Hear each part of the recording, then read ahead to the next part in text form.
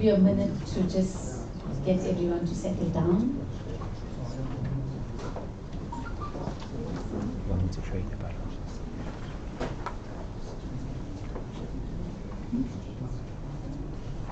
Okay, so good morning to everyone and welcome to this event this morning.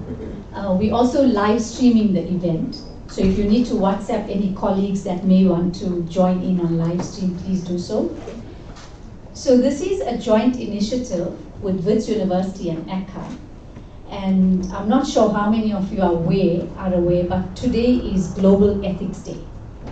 So the fact that it's Global Ethics Day and the fact that we're having, if I can use the word, some issues around ethics within the accounting profession specifically, we thought as the School of Accountancy at Wits University, it would be a good time to have some open, hopefully heated, controversial discussion around where the profession is, where we'd like it to be, and how did we get to where we are right now.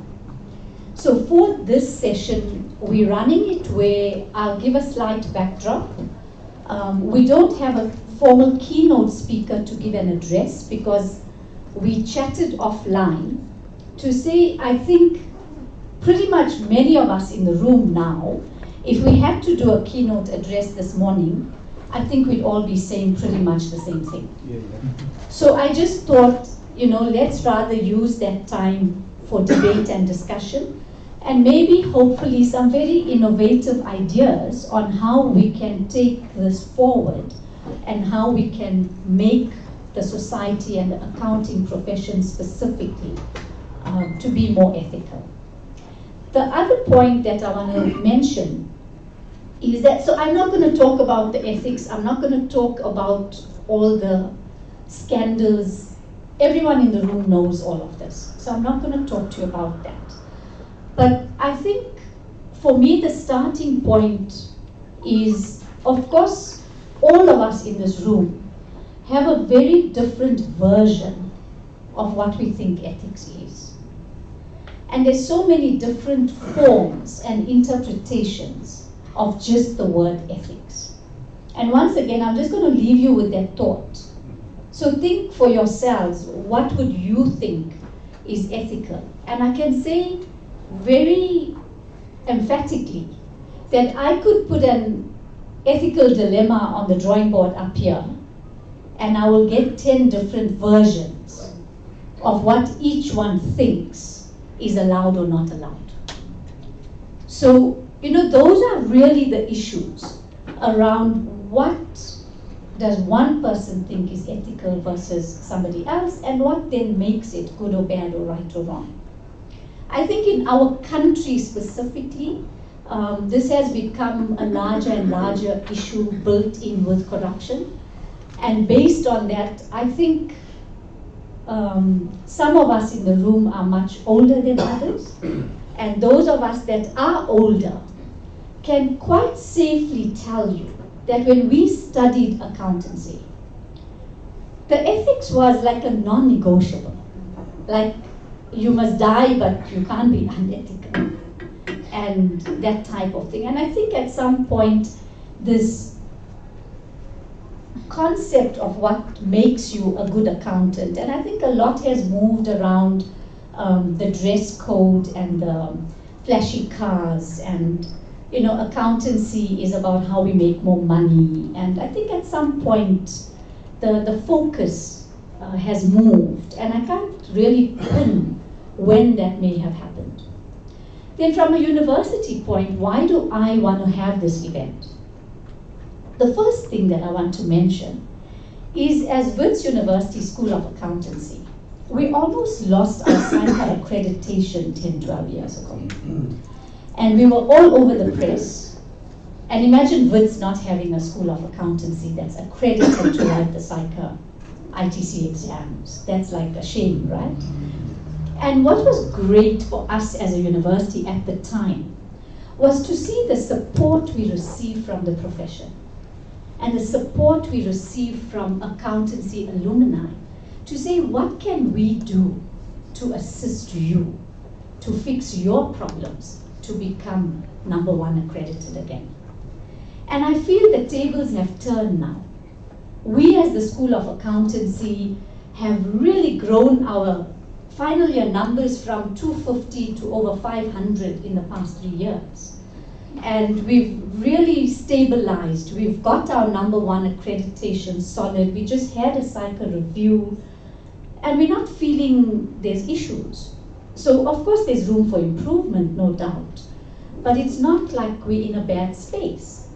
So I'm coming from the aspect of what can we then as a university do, and then I'm comfortable to talk on behalf of universities as a body to say what should we do to help the profession to make sure that all these future accountants are going to come out with those right values. And there's no quick fix, because we teach and preach ethics. We really do. And in every, subject, the ethics thing is driven all the time. So for us, the question is, what are we doing wrong? What can we do differently or better to make sure that the student comes out knowing that this is or not allowed? And I would also then like to mention that if we are a School of Accountancy producing these future accountants, so putting aside all the changes around technology and the 4th industrial revolution, the AI into the audit aspects of the firms, etc., that already makes the future students think about, do I want to be an accountant? I think that for me is, if I can use the word, a smaller issue, because there will always be space for accountants. However, if I have future students saying, I actually want to come to Wits, but not to the School of Accountancy, because the accountancy profession is a mess. And I don't want to be an accountant because I don't want to be part of something that's becoming known as unethical profession. And that's our risk. So if I, in 3 years' time, are dropping numbers, and I must tell you, every university School of Accountancy for 2019 has had lower first-year intake than history. Every university has had a lower intake. It's not because they're not necessarily wanting more students. It's not because SAICA is saying we don't want more accountants or anything of the sort. It is really around students being spoken to. So if I turn this question slightly, if you are a parent and your child comes for career guidance, will you say, hey, go and become an accountant? If the answer is no, then why not? And if the answer is no, then what can we do to change that, where the parent wants to encourage the child, the school wants to encourage the child to become an accountant?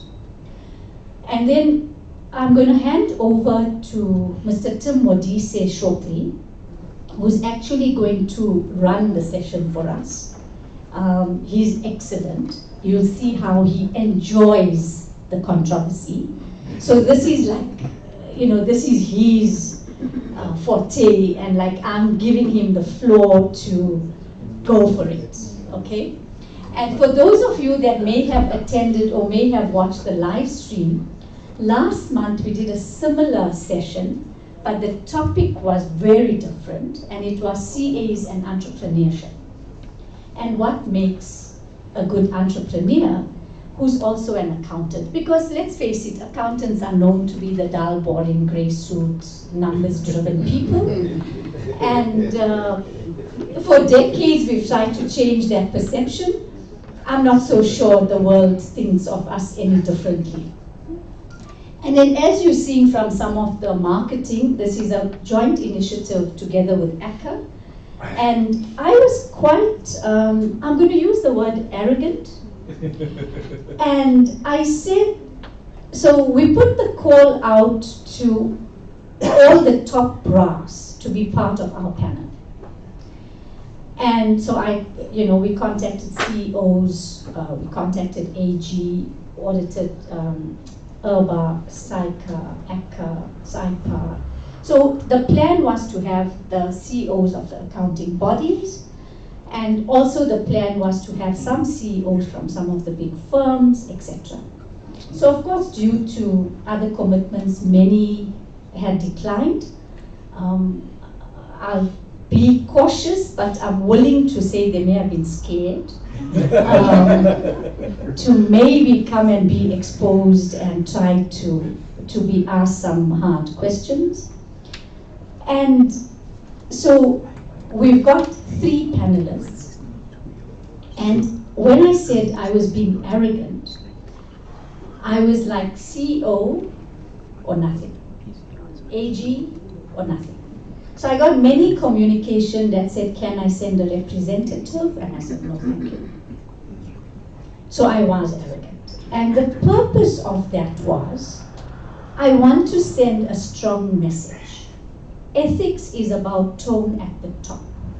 If the tone at the top is right, the rest will follow. So if there's a representative, I'm not going to be completely convinced that it's necessarily telling me what the tone at the top may have said. But I'll be honest, I was being cheeky, I was being arrogant, and I was like, no, if I'm doing this event, it's Global Ethics Day, we want to do it right. So, and for those of you that know me well enough, will know that I dress like this daily.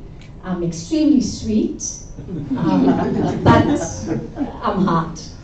And when it comes to ethics, non-negotiable. And I would say simple things to my staff. We have a workload model. You all know what your workload is.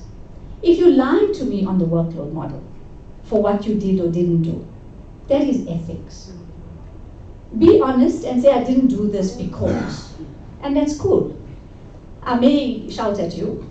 I may say that's cool. But you need to be honest. But if you're doing things behind my back, then that's about ethics. And then you can't pretend that it's okay. If you lie to me about your leave, we in academia, so we have more flexibility than all of you in corporate. So if you're lying about the small things, then it's an indication that given the opportunity, you may be potentially able to lie about the bigger things. So I think by now you would pick up that this is something very close to my heart. It's something I'm extremely passionate about because it's a non-negotiable. And whenever and there's an opportunity to speak to students, be it at a social function, be it at one of the firms hosting an event with students that we attend, I'm always given a platform to say a few words, and I only talk about ethics.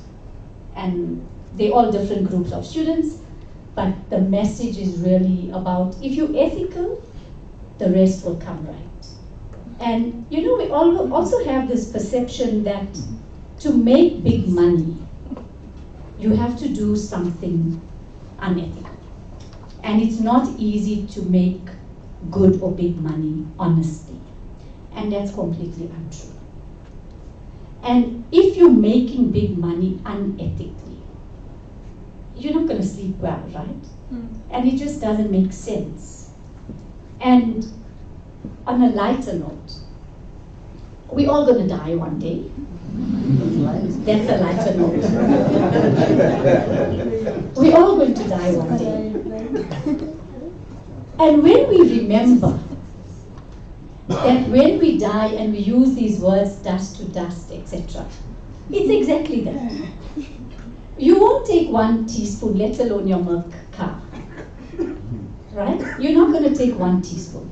So when you get that reality check every now and again, and my mind gets blown away when I think of someone like Zuma, and I think, how many more billions? You're like in your 70s. Like, how many more billions do you really need?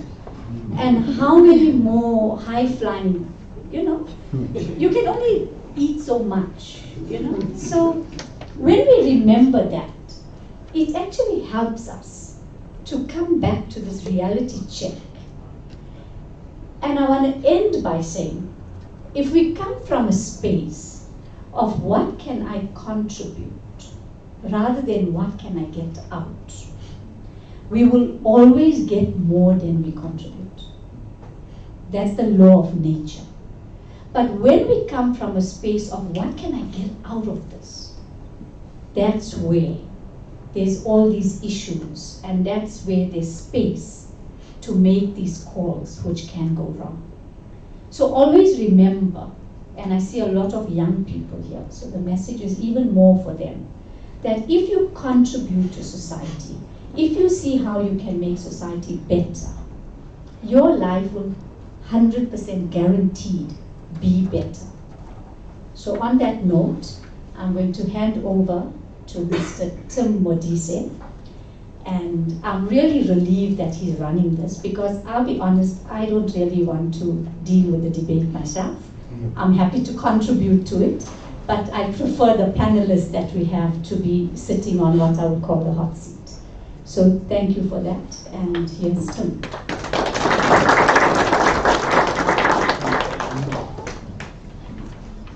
And thank you very much, Prof, for your opening remarks. You've set the scene very nicely for us, especially for someone like me who's an outsider and learns as he goes along the way. As we all know that learning is a lifelong pursuit or endeavor. And since I work in the media, I also am influenced by the media. So in time, I was being persuaded to believe that everyone is innocent until proven guilty. Otherwise, everything goes. As friends from elsewhere around the world were saying, is that a South African proverb? That innocent until proven guilty? Because some of your high-profile people love saying that expression. What does it mean, really? And what kind of tone does it set for our nation? So I'm pleased that we have people who know what this topic is all about, and they are going to help us make sense of it. And I start by mentioning this innocent until proven guilty, the popular phrase, because actually many South Africans believe that that's the way to go, that any other thing does not make sense. Doesn't matter what goes on at the Zondo Commission, it doesn't matter what goes on in the courts, it doesn't matter what happens when people protest in the streets, it doesn't matter what happens when people write letters of protest or anger or criticism to the different media houses. According to our constitution, you are innocent until proven guilty. It doesn't matter how many Lamborghinis you see me driving, and you know I cannot afford them. But hey, innocent until proven guilty. But is that the way to go? And I think that is what this discussion is going to help us try and make sense of and deal with. So I'm going to call on my panelists and start with Freeman Nomvalo, who is the CEO of SICA, and he was appointed earlier this year. His main task is to restore the reputation of the accounting profession. Can you believe it? Now, obviously there's something wrong with the reputation, or certain things happen with the reputation along the way. And from 2013 to 2015, he was the chief executive of the State Information Technology Agency. And he's got all the appropriate qualifications to sit here as a member of the panel. He holds a B.Compt and B.Compt honors in accounting finance from the University of South Africa, master's degree in business management from the Gordon Institute of Business Science. Thank you very much, Freeman, for joining us. And then Advocate Sizani, who is the chairperson of the Public Service Commission, and the PSC is tasked and empowered to, amongst others, investigate, monitor, and evaluate the organization and administration of the public service. And he believes that ethical leadership is key in finding a solution to the predicament the country finds itself in. Let me ask you a leading question. You don't have to respond until I introduce the next panelist. Is it okay to be employed in the government in a particular department and then do business with that department? was drawing a salary from the same department. I'm not sure where we stand, because it looks like, it's actually, because a lot of people would like that kind of gig when you set up a business and then the client pays you a salary to sit in there and have access to information about where the deals are going or where potential business is coming from, and at the same time make a profit from the same relationship. So note that, advocate. And Professor Gudlu is Wiseman Gudlu. Please join us. He's the first black African to qualify as chartered accountant in South Africa. And sometimes it may seem like, but is it necessary to say that? Right? But you now can see why we have to say it, right?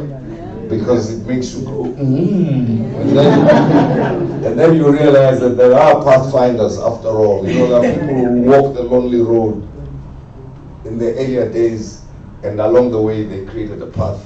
And we're very pleased that there are so many young people now who are chartered accountants and pursuing this career, and it's thanks to you, Prof. In fact, I wonder whether I should say anything further, because if an elder is here and a pathfinder, your history speaks for itself. And he's been involved in companies, on boards, establishing some along the way, and currently he is the chairperson of KPMG, and well, let's leave it like that. Let's leave it like that. I could tell you when he's done, because it's not like he was a chartered accountant and then he sat at home and waited for this discussion this morning. So he's done a lot of things along the way. Okay, now let me start with my statement that I made, right? Can you help us, South Africans? Those in accounting and related fields may have a better appreciation for ethics along the lines of how they are being taught. But I can guarantee you, in the broader South African context, as we know, we are innocent until proven guilty. And obviously those who find it necessary to use that statement are the ones who are facing the music, right? It doesn't mean domestic workers or petrol attendants or ordinary folk anywhere else actually care much about that statement. It's the ones who know that something wrong is going on. Freeman, let me hear from you. How should we understand ethics if people tell us that you are innocent until proven guilty? Thank you. Thanks, Tim. Good morning, everyone. Good morning. Tim, obviously the statement is true, and it's very useful to somebody who's in trouble. Ethics, or doing the right thing, we are taught at a very, very young age. There's a problem. Among the first thing our parents teach us.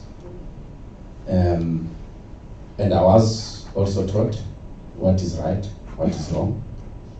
And I got to know innocent until proven guilty when I was an adult. So that tells you something about the usefulness of the statement in terms of making a country or an organization ethical.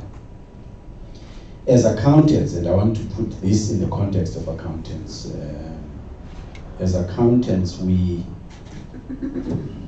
accept the responsibility to work in the public interest in the first place.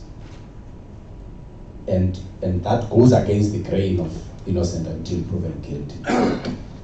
And we accept this responsibility and we bind ourselves to conduct ourselves in specific ways.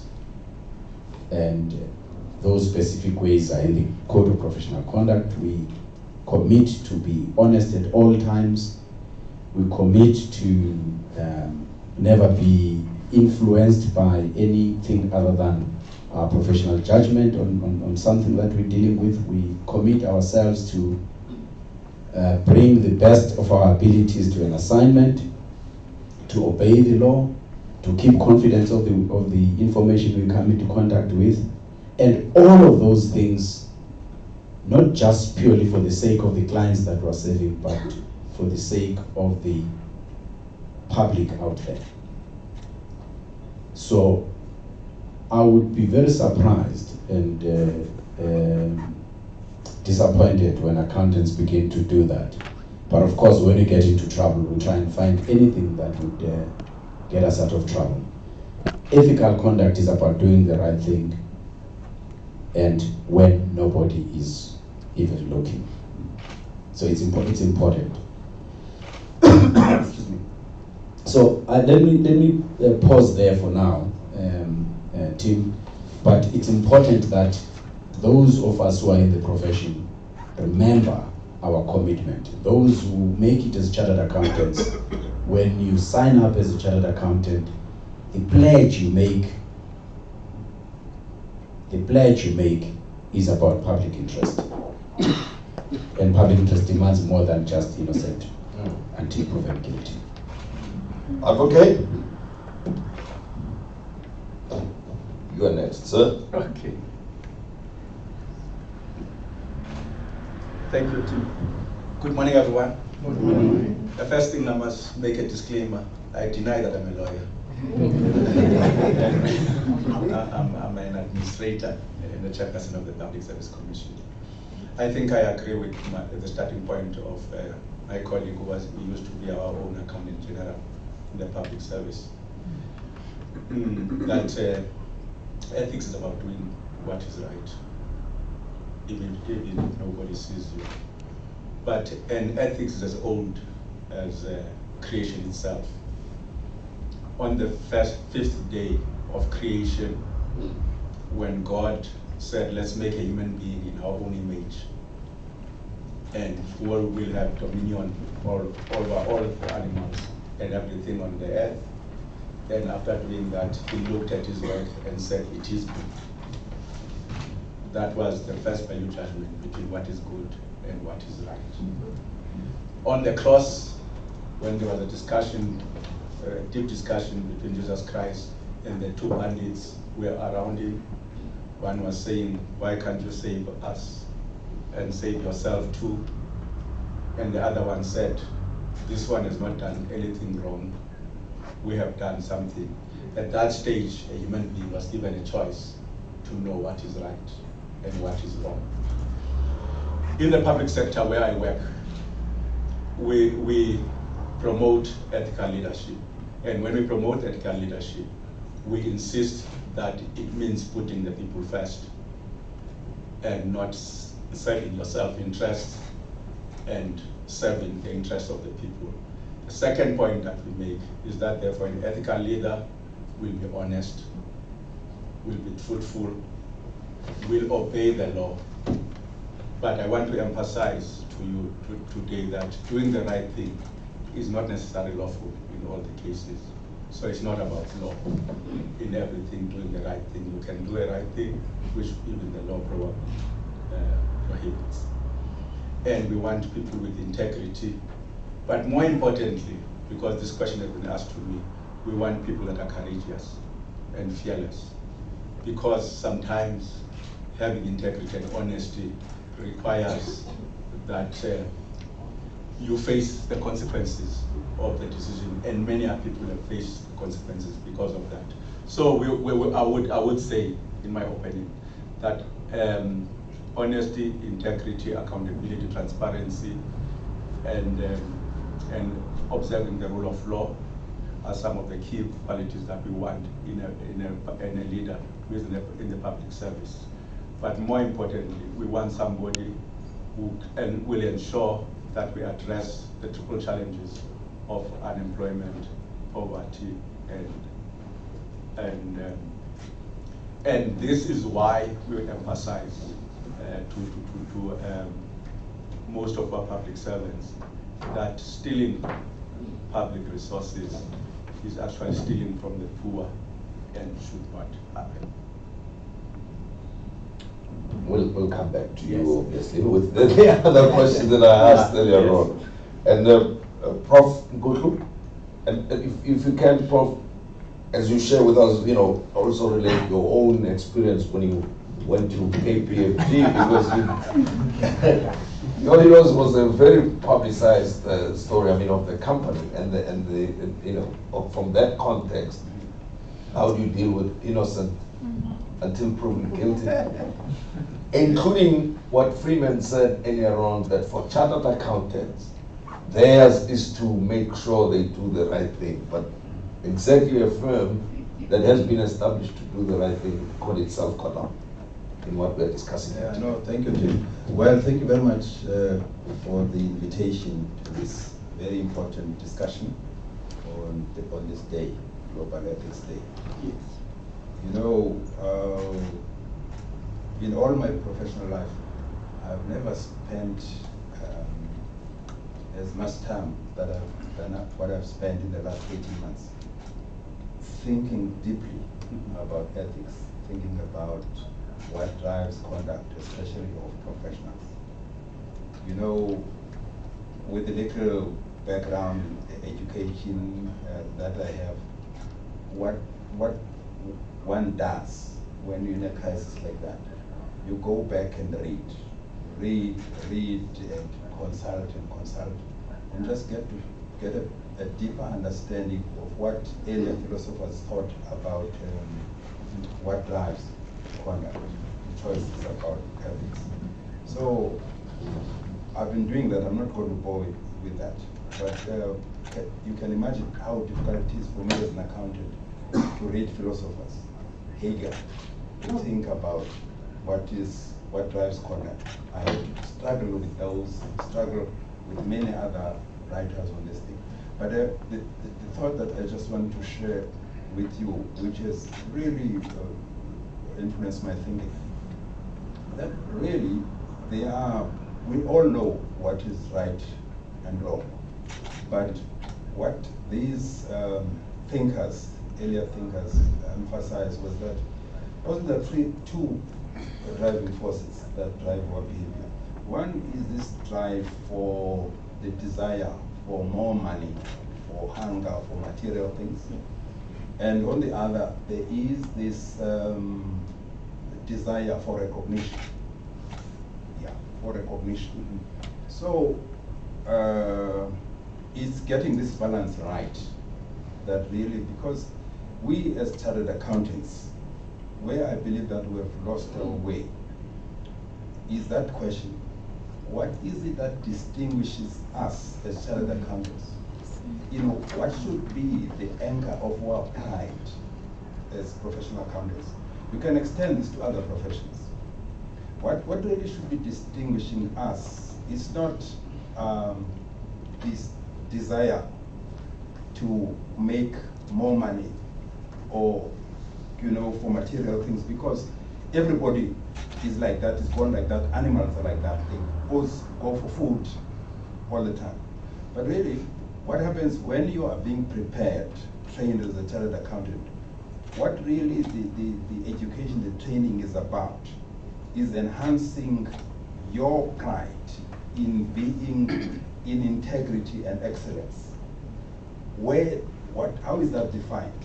It's clear in the code of professional conduct that really those are your anchor. How would you want to be distinguished as a chartered accountant? You want to be distinguished because you are characterized by integrity and competence, and your commitment to serve the public interest. In other words, in whatever you do, you are not just informed by delighting the client or doing whatever is going to give you more money. You think deeply, what really is in your DNA is this respect that I want for my fellow accountants. Possibly to illustrate this, professors at the university would understand this better. I've been thinking, comparing us, the fact that we have lost that pride in distinguishing ourselves as these professionals who are known for integrity and excellence. I think about the professors who make great sacrifices to come and earn lower salaries here. But what this anger is recognition by your peers. When you promote a PhD student or you do a paper, you make sure that you don't copy, you don't plagiarize. And then when you say that this is your work, it's really your work, and so on, and you know that you are going to peer review it, and so on. I think to me, that pride in getting recognition from your peers and by standards that are shared is what is deeply ingrained. In the profession, in our accounting profession, I think this is what we've lost. We've asked these questions. Why is it? Are we getting these increasing numbers of students wanting to be chartered accountants driven by money? Is it the tone that we set as role models, as chief executives of the audit firms when we're there? What is it that we discuss with them on a daily basis? What behaviors do we question when we were sitting with them every day? So this thing to me must go to the universities, must go to the training, must go to setting the tone at the top. What distinguishes this profession is not what should attract people coming here to the profession. Cannot be just, you can make money in other ways. Criminals make more money than we make as chartered accountants. Is what you should ask yourself, what really gives me pride as a professional? It should be this competence, it should be integrity, because that is what distinguishes you. If we get that ingrained in everything that we do. And again, in terms of why this would, it's not, for others to adhere to ethics, it cannot be just because we fear going to jail. It's more than that. It should be you fearing being disgraced and being dishonored. Can we try to get that back? Because to me, that's what has kept me alive. I can survive in any environment. What I cannot escape is my conscience. And that deep pride in making sure in whatever I do, I don't want to be disgraced. I don't want to be dishonored. So we're failing somehow to ingrain these things in our thinking. I'll leave it at that. This is what we've taken, this is what we're trying to do at KPMG. These are the conversations that we're having. We are talking about making sure that one, we understand better the what drives behaviors, and also looking at our remuneration, what we value, measure, and reward, and really challenge those things in the culture of the firm. And then that affects also the way we go about on compliance issues, the way we go about on valuing the quality of work. Possible, I'll just leave it at that. Thank you very much. And on the back of what you've just said, Prof, I probably will come back to you earlier, but let me go to Advocate Cesar quickly to give you a break there. That, you know, it's one thing to expect, I'm thinking, one thing to expect that individuals can be upstanding and be ethical and observe all of these things and think about pride. But the context of organizations or institutions may change or influence the behavior of such people. Let's use the biggest organization in the country, the government, the public service itself. To members of the public, it appears that it's actually difficult to be a clean person working for the state. I may be wrong, but I think many, many more people now these days in South Africa have a sense that to be somebody who observes the rules is harder than for someone who does not observe the rules, that actually you are an exception. So what kind of culture, ethical culture, are you building within the Public Service Commission, and your remarks regarding institutions and organizations and their influence on the ethical values that we're talking about of individuals? Well, I must agree with that observation, Tim. One of the most important things that we are trying to do in the public sector today is to ensure that people who join it So can you raise your mic a little bit? Oh, okay. Or use mine here? No. I'll put it on. One of the things that is important is to ensure that we have values of the Constitution that are in chapter 1 of the Constitution that deals with the rule of law, which deals with issues of Ubuntu, which deal with the supremacy of the Constitution and everything that we inculcate and induct people in. We have a wide-ranging program on teaching on the values which are in chapter 10, 195, which are Batubili values of putting people first, of service ethos, of accountability, of ensuring effective and efficient resources, of acting fairly.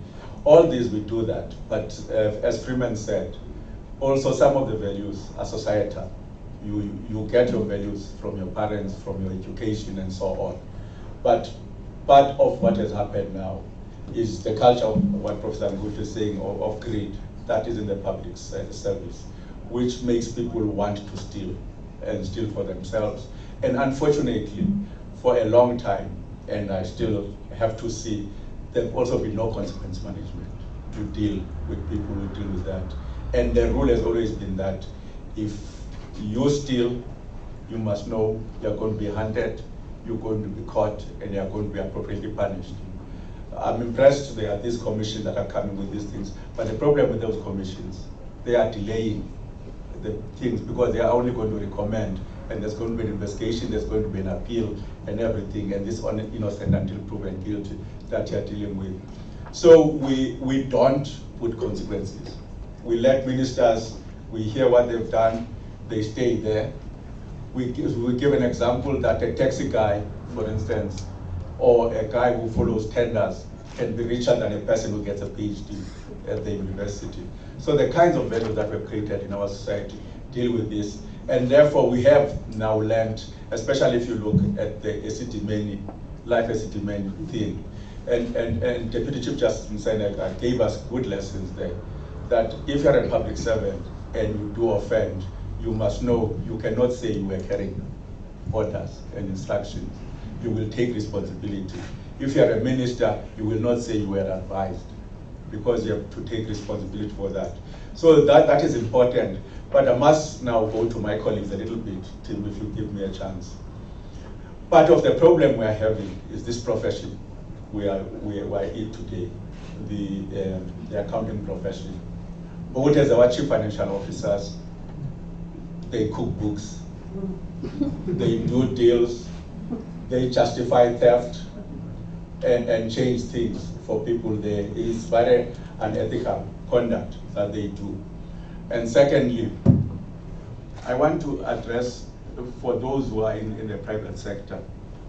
We accept that corruption in the public sector steals from the poor and they become victims. But there's a wrong juxtaposition that says that corruption in the private sector is victimless. That's not true. When Steinhoff and Marcus Schwarzer misused that 20 billion, those were pensioners. When they cook the books, and when they do transfer pricing, and when they do tax avoidance, when your accountant helps you to avoid tax, you are taking away money that should go to resources that are going to help the public. So there is much more that needs to be done, both by the public sector and the private sector, to deal with the issue of values, because that what we have lost is the values. What we have lost is a knowledge of what is right and wrong and following greed. And we are trying to deal with it in the public sector, but I must say, as we deal with the officers and the officials there, the corrupter most of the time is the private sector. The justifier and the motivator for corruption is the assistance by lawyers and assistance by the accountants.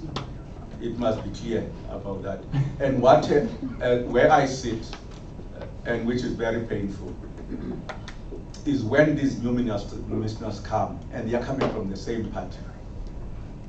And the first thing they will do when the HOD, especially is a good HOD or DG who doesn't do anything, they will actually get an accountant. And I've read, I'm a lawyer, I've read what is the definition of forensic audit as opposed to just an audit, another thing. There must be suspicion of fraud or corruption or anything. But you won't have done anything, but they will call the accountants to go to say we want a forensic audit. And the accountants will come up with things that you drank 2 cups of tea in a hotel instead of food, you had breakfast with another person, and that to justify that the minister must sack this person, because in the public sector, ministers now come with a theory which says, I can't hunt with somebody else's dog. I want my own dog to hunt, meaning I want my own person to do the tenders and so on for us. And so it's not really enough. We can pray enough for the accountants, but they really need to change. But let me stay with that thought for a moment. And be brief, in your response, but brief enough, because you've said something I think very explosive for us in the media space. Is that how ministers operate? Yes. The first thing the minister now comes in the department, he wants to know where is the money. You try to brief him about the challenges and so on, he says, but where are the tenders? Who is getting them? And then the issue is how do we change them? And the first thing we have to change, of course, you've got to change the HOD, change your finance person, change your lawyer, and they work for you, and you hunt with your own dogs. Did you hear that? And in Zulu, they put it nice. They say, "Akonzi zosinange peshuleng." So how does that affect? It means that there is no warrior who dances with.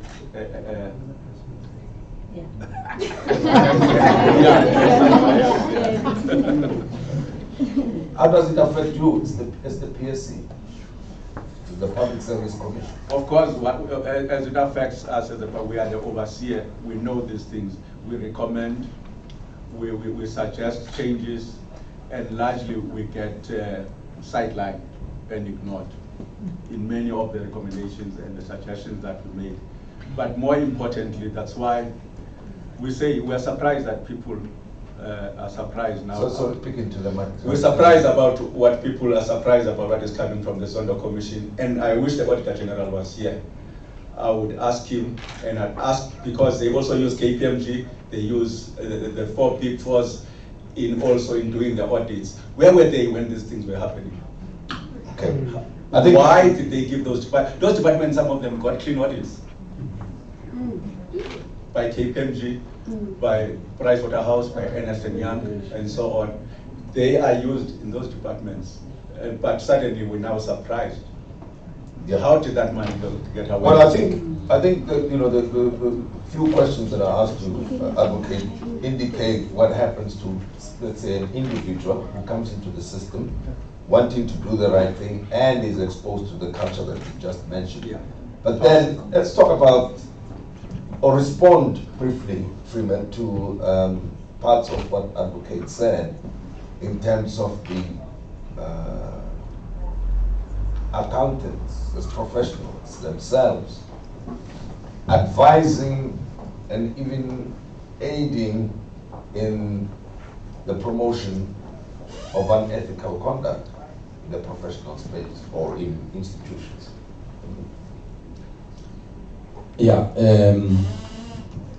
Tim, it takes only, I remember as a young fellow and an activist, we were discussing the possibility of negotiations in South Africa and how the country will look like after democracy. And one of the things we used to say, and I'm using this analogy and I'll come to the point with the profession, we used to say that we should be careful of the mercenaries, because it takes a small group of mercenaries to destabilize a peaceful country. Yeah.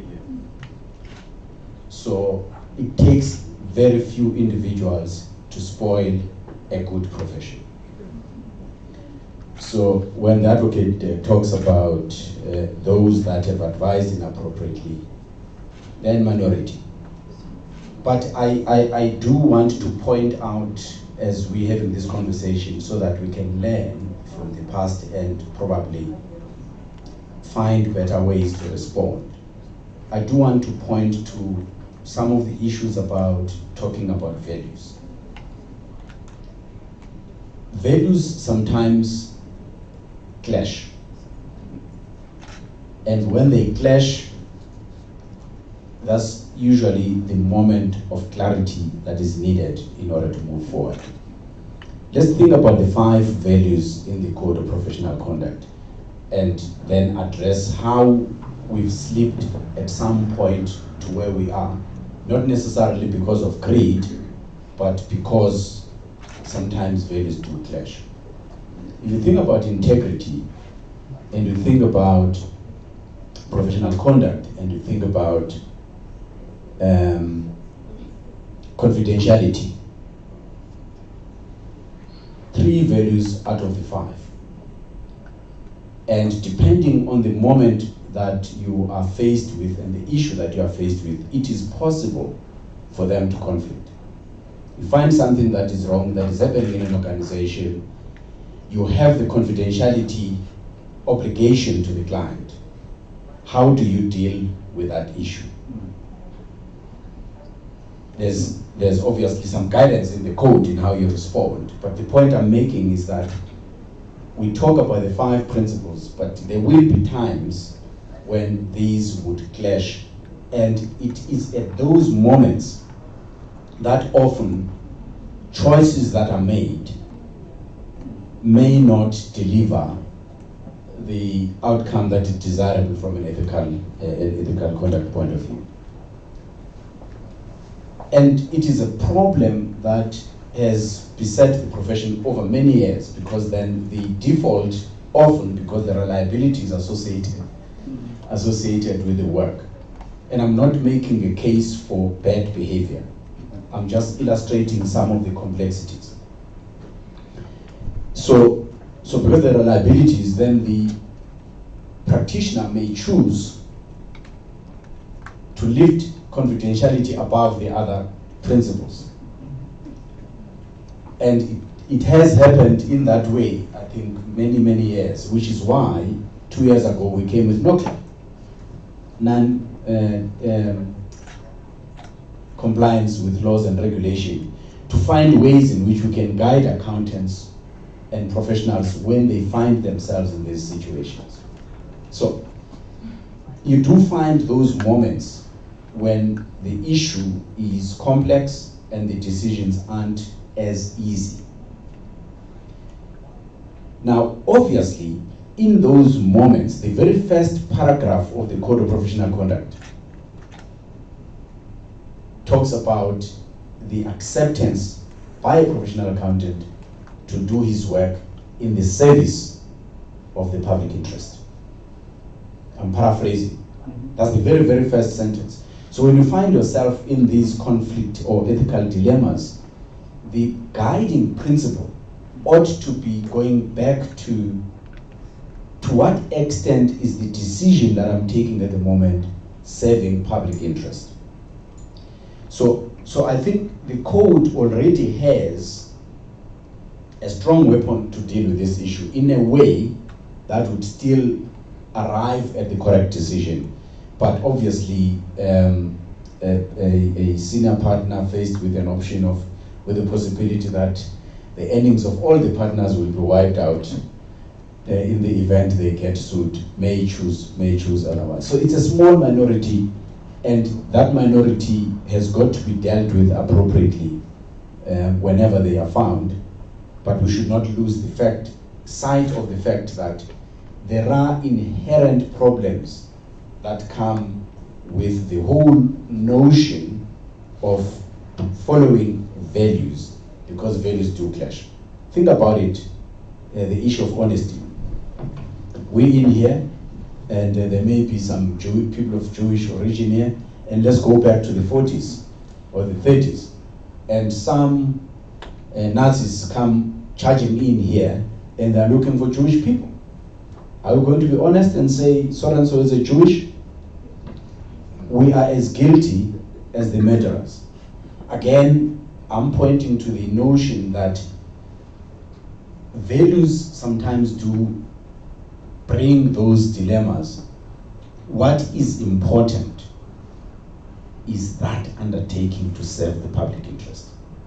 And if we go back to that as the guiding principle, I think we should be able to make the right choices most of the time. Yeah, Tim, can I comment on that? Yeah, please comment. Yeah, you know, we're still going to call you advocate. With the disclaimer. Yeah, I just want to comment on two things. One, this public interest thing, we should just unpack that a little bit. You know, for me, possibly fundamentally at the government level, there is a serious problem in the understanding of that. Because we have, look, I have to make the example of the African National Congress. African National Congress, the people who serve in it, you know, before 1995, they were serving, loyalty and integrity was only in the context of the ANC, not all the people of South Africa. We come now in 1994, we come with a constitution that talks about the state, everybody. The leadership moving from just serving the interests of the party to really embracing public interest as serving all South Africans and being true to the most vulnerable and so on. It's a big shift. That has not been mastered. How do we get that? That is why, actually, we made another complication by making the head of state necessarily the member of the ruling party, that is the majority. I think possibly had we done that, we've got a serious problem here in moving a culture of serving your party and factional interest to really embracing the public interest. The example that we've heard about ministers coming to government, they see themselves as ANC ministers.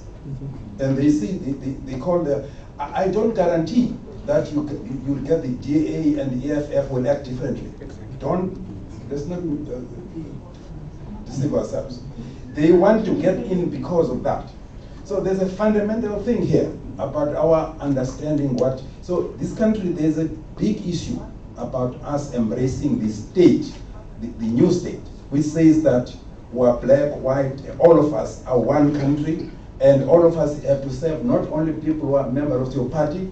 In the past, when you're not a member of the ANC, you are a sellout, and you have no rights, right? Even now, you may be seen just because you are not there, you are a counter-revolutionary, or a racist if you are white, and so on. So fundamentally, there's a big thing here. The demands on the leadership on our country to understand how we shift is a big one.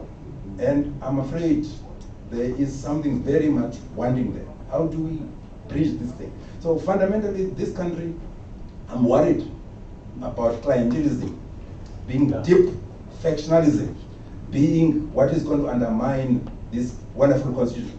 But talking about the profession. Well, Prof, let me just come in there just for a second. I hope I'm not disrupting your train of thought on some of the things you've said.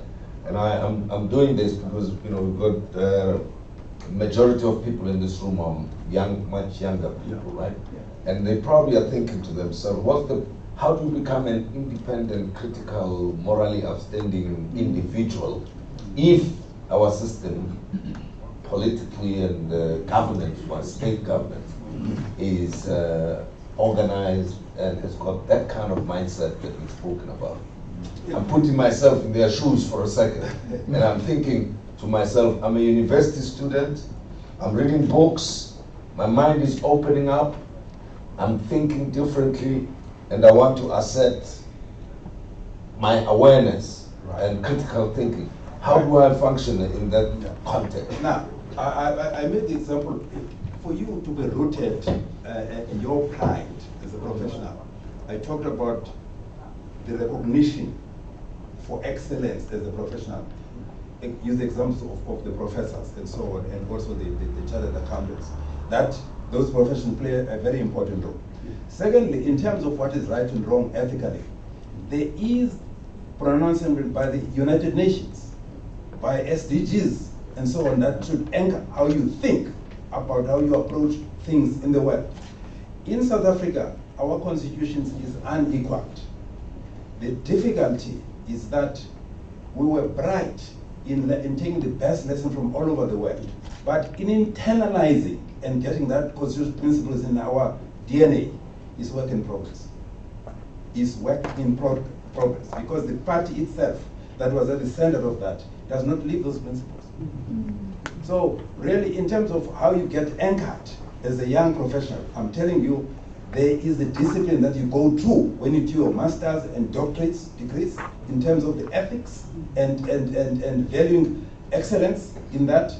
There are these standards that I'm talking about that are at the United Nations, that are in our constitution. If you can personalize that constitution and forget about the parties, then you have got an anchor in terms of how you know, the point that I was going to make, Tim, about the accounting profession, you know, moving from the nation to the accounting profession. You know, when we talk about this public interest, for me, the debate that we should have, it's just the beginning, because when I talk at KPMG, I talk about these things, but it's deeper, I understand it's going to take long. You know, public interest, you must extend to say your actions, your brand should not be used to cause harm. What I mean, you shouldn't use the capacity that you have, the intellectual capacity that you have to support a crook in government who was pursuing factional interest. You hide behind the fact that he has got the title of a DG or a minister, but it's clear to you the intentions why he wants this study done is because he wants a particular outcome. You must look at the money that he gives you in the context, what would that cause harm or good to society and so on. So if we're not able to rise above that as chartered accountants, the power that we have as elite, whether we're lawyers and so on, will continue to damage society. And really, in a developing country where we've got these serious challenges of poverty, inequality, and so on, those will go deep. This society will continue to be fractured and will find it difficult to move forward. So really, as professionals, we've got an additional responsibility that goes beyond KPMG Global. Yeah. I'm talking about KPMG South Africa. We must say what is our definition of good and bad as defined in the Constitution, as our understanding of where this country is, what it should achieve. Public interest must be informed by those kind of things. You know, yeah, we've got an anchor in the code of conduct, but really our own thinking as leaders. That's why this tone from the top, the tone from the top must be set by a person who's really more than an accountant, really, a real statesman who understands where the country is, as informed by the bigger values and the object that we should all pursue for the good of the young people in this country and all of us. Thank you. Prof, you've raised a big question, and I think, Advocate, I should give you the first opportunity before I come to Freeman to respond to that, because there's a part where you talk about the government as in the political system, the party machinery, and how people who are top people in the party get appointed ministers and so on, think about their interests and the party interests instead of the state. Now, the Public Service Commission is supposed, from I suppose the point of view of many of us, is the state. It's the public service, right? It's not a political party. So how do you respond to that kind of challenge, if you will, of having to deal with a political system that is informed by party interests and not state or national interests? How do you deal with that? How do you balance that as the Public Service Commission? It's a matter we're grappling with, Tim. And just if I can just say, I think the Prof is talking nicely about that, and this is the distinction that we've never understood as a country. In other countries like America, with 203 years of democracy, Denmark and others, and I had an international conference where we're discussing this thing of ethics in that sense. And I've also listened to Freeman. There's a big difference between having things that are copied all over the world and written in a document like a constitution or in a policy and so on, than practicing and living and understanding it. And this is what is afflicting. We are trying to find, and this is the search. I'm even writing a paper on it. We're trying to find. There are good experiences of humanity, and there are good things that we need to have and learn. But how do you ensure that you embed and inculcate them, either in your public servants or in your political system and so on? And Prof is right here that if I die and I'm in America, they'll say Richardson and the lawyers died. But if I die in South Africa, Tim, they say a senior member of the PAC has died, who also happens to be a lawyer. So the political things have become so important, and we have not lived those values. And in the paper, one of the things that, for instance, in the paper, one of the things that I'm stating, I'm challenging, I'm saying, what we did in 1994, we adopted, in 96, we adopted a constitution that was meant to be a vision. It was not what we believed. We were a racist society. We were divided even on ethnic grounds, and we didn't respond to that. But we have not created a system then that internalizes or ensures that those people will. I mean, the Bible and the Christians, for instance, even to date, over centuries, they still on Sundays meet or Saturdays and discuss a particular chapter of that and try to interpret and understand it. But where do we get constitutional education in this country and so on? And as a result, I can tell you today, if we were to go out there, despite what the Constitutional Court says, despite what our Constitution says, if you go and ask our people, where do you stand on abortion on demand? Where do you stand on the death penalty? Where do you stand on marriage on gays and so on? 80% would disavow the values that are there in the Constitution. So much more work still needs to be done in ensuring that we inculcate and embed, and we need to find methodologies, either teaching in schools, education, and of course economic development happens to be necessary, which economic development is not happening in this country. So I'm saying this is a big challenge what Professor Nguk is saying. How do we live the values of the Constitution? They are right, they are good, they are there, but there's still this disjunction that has not been done, which we are trying as a public service. Well, Freeman, to close it. Thanks very much. Freeman, I want you to comment on, obviously the challenge is big, as we can see, and notwithstanding the training that is there for individuals, but they go into. But Tim, one thing, sorry, I want to know. I mean, I have not lived too much with the white community, but Professor Ngutlu, how did black people know how to steal $1 billion?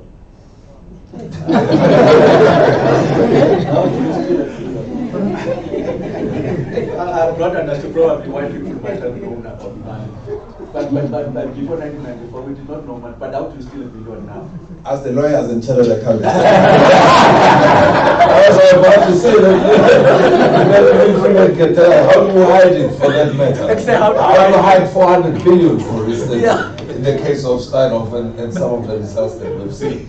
Because it looks like, I mean, even in the commentary here, in the remarks that are being made here, it sounds like we all accept that there's unethical, there's corruption, all of those things are rampant in South Africa. They're almost like, part of our cultural makeup, right? We sort of accept. I don't think there's a single person in this room who's like shocked by what is being said here to say. What do you mean corruption? What do you mean unethical conduct? Because we see it everywhere. It's personally, when I was told that we're headed this direction in the early 90s, even late 90s, I disputed the fact. I said it would never happen here because of where we come from with mass action, ordinary folk participating in bringing about political change. I said they'll never, meaning the public, accept that the powerful and unethical, corrupt will do what we are now used to today. So I've gone back to people who told me then that I'm very naive to say I was too naive, I accept, and this should be a lesson to even younger people. You know, when somebody's experienced about something and they tell you that, please pay attention, take them seriously. You have not seen it yet. So I was being told that you ain't seen nothing yet. That was that. So, notwithstanding the fact that we have the challenge, how do we reverse it? Because that's actually what you are focused on yourself. You know, not only in the public sector, but in corporate South Africa, and going back to the individual professional. Yeah, Tim, that's a big challenge. The surest way to fail is to jump into action. That's the guarantee. And pressure, generally, from society. You get into a new job, the expression is you hit the ground running. And in fact, it's almost like idealized to a point where we see somebody who makes wonderful changes very, very quickly and fail to understand that situations aren't the same. So the surest way that will make us fail is to think that by observing a phenomenon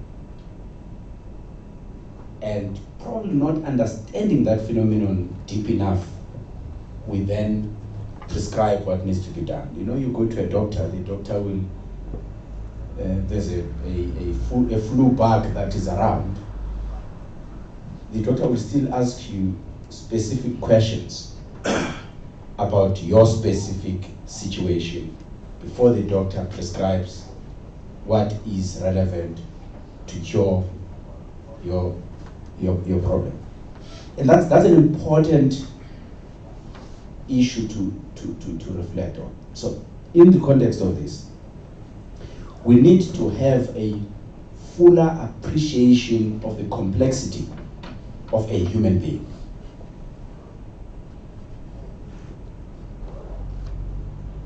To explain this, I'm going to make this example.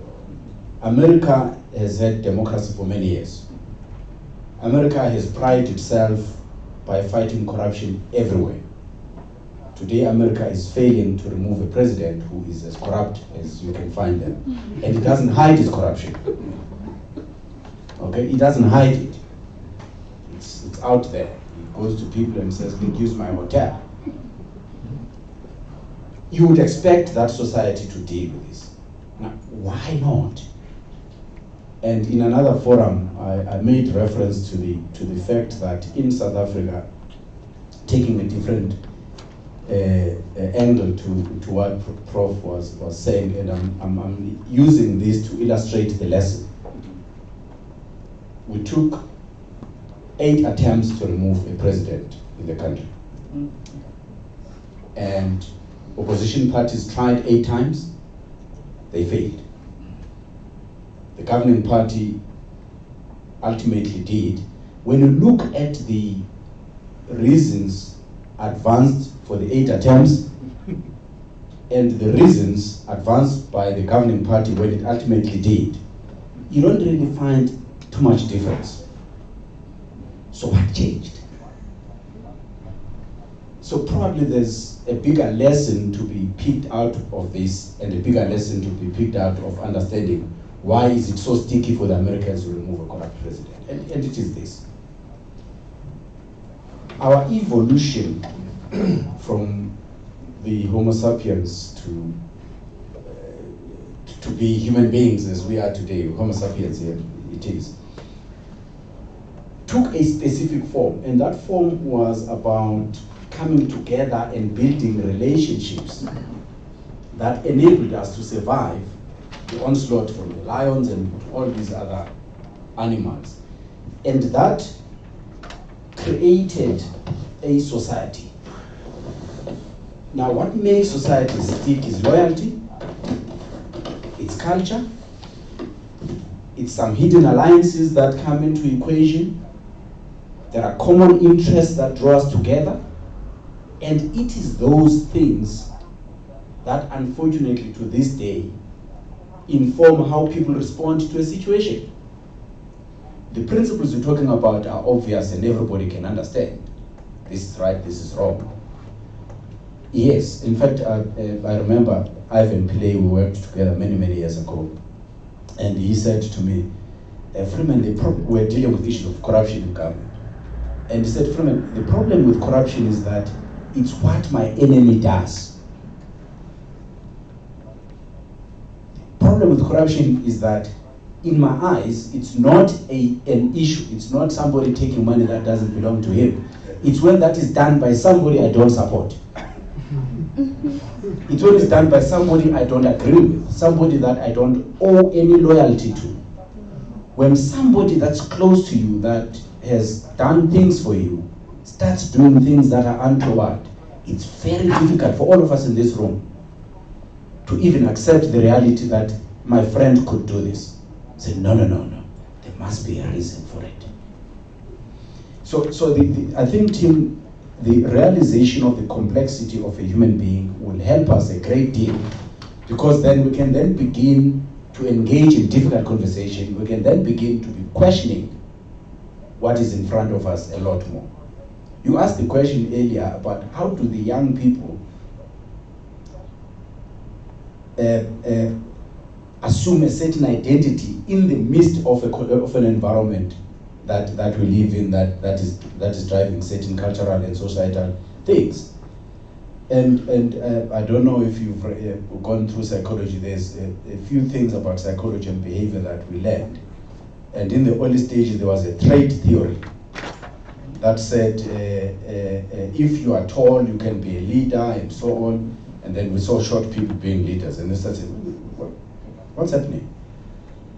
And then we started saying, oh, wait a minute. If you are born of a certain parent, you will have certain behaviors. And then we see somebody who is a son of a priest and becoming a criminal. I say, wait a minute. So the environment in which we live in does influence us. And then we see somebody from the slums rising up and making and breaking all frontiers in the world. And then start saying, wait a minute. You live as you do. So you do aspire to a higher goal. So a human being is complex. And we can, if we take a step back and understand what we're dealing with, and appreciate the fact that even the people that we hold in high regard,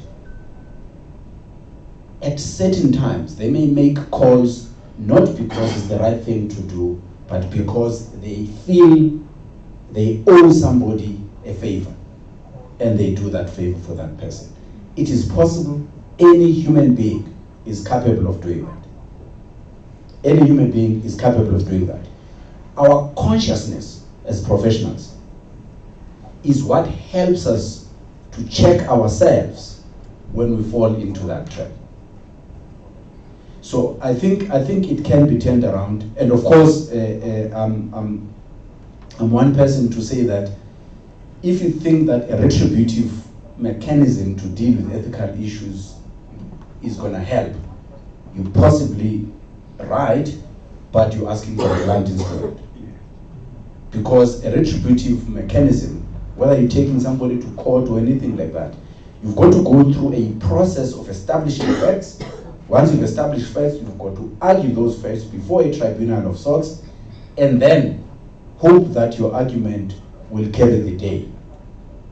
That's far down the line from the time when the event or the activity that you're dealing with happened. for it to make any impact on anybody that's watching. So we need a different set of way in which we socialize our society, we teach issues of ethics, and we implement them in an organizational sense if we run organizations. Well, thanks very much, Freeman. Can we pause for a moment? I mean, on the part of the panelists, so that we can take a few questions and comments from you. And then we'll wrap, Prof, what, 30, 40 minutes later? But yeah, okay. So you've had the comments from here. Just identify yourself and be very brief. I'm going to take a round of questions and comments, right? So let's do this. I'll start with you and come to you. Thank you very much. I'm Cleo Nziri. A disclaimer, I'm not from the accounting profession. I've actually tried to examine the two professions, accounting and the legal profession. And I've come to realize that they contribute a great deal of harm, because those are the people who are very acquainted with manipulation skills. The reason I'm saying this is that we're talking about ethics, but at the back of my mind, the key thing is that maybe we should be looking and try to clear what is manipulative leadership, because that's where most of the problem starts. I mean, as it is, we are supposed to be governed by the rule of law, but actually we are being governed by rule by law. Meaning that those who are on the side of the so-called leaders, which are called manipulators, they get all the favors. And even in commissions, if something is said, they simply deny it. But as for the rest of the community, when they are suspects, they are being apprehended. And you know, when you started, Advocate, you said, you quoted from the scripture. And again, I'm going to go back to the scripture. Joshua, the book of Joshua. You know, that's where you go to chapter 1, verse 6, as well as verse 9. It actually tells the key thing: we have to be bold and courageous. Without that, we are not going to achieve anything. But then, how do we get people who are bold and courageous? How do we get them? Sure. Because the key thing, the problem we are having, clientelism, prebendalism. Those are the aftermath of this manipulation. Thank you. Thank you very much. Thanks very much. And let's give it to Thank you, Tom. My name is Musa. I'm from the accounting and auditing profession. I think we all agree about the evils and the wrong, the effect of unethical behavior. I agree with the last speaker that retribution doesn't seem to be happening. And the way our justice system operates, by the time the results are known, it's all forgotten because there are so many other cases to be dealt with. So I think until we don't deal with retribution, it's going to be very, very difficult to stamp out unethical behavior. Just to give you an example, in certain countries, the way theft is dealt with is to chop off the hands. And yet you have theft being perpetrated in those countries. So what chance do we have? We, after 8 attempts, we still fail to remove someone that we all think is corrupt. Thank you.